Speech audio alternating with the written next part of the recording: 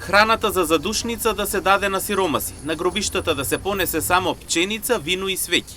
Со овој јасен и емотивен апел, протоиерејот Добрица Јанев од Штип ги повикува верниците да ја преиспитаат долгогодишната навика на раздавање по гробиштата. Тој вели дека храната таму не им користи ниту на покојните, ниту на живите, напротив, создава неред. Подоцна се собираат кучиња кои храната ја газат, јадат и ги поганат гробиштата. Наместо торби и јадења, тој повикува на молитва и човечност. Апелираме да не претеруваме. Она раздавање што го кажуваме, нели, ке нашиот народ има корење во Светото писмо, каде што се вели да се раздаде од имотот на покојниот, ама на сиромаси.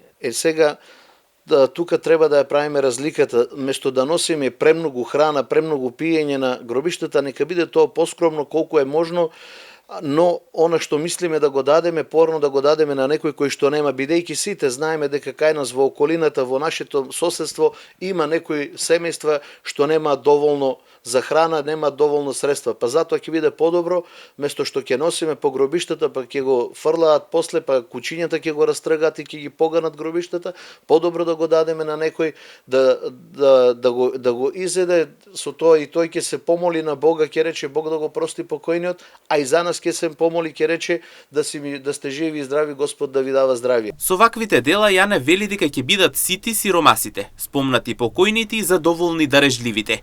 Вели ваквите дела се одраз на вистинската православна вера. И затоа апелирам до сите наши браќа и сестри, не претерувајте со носење на храна и пијалоци.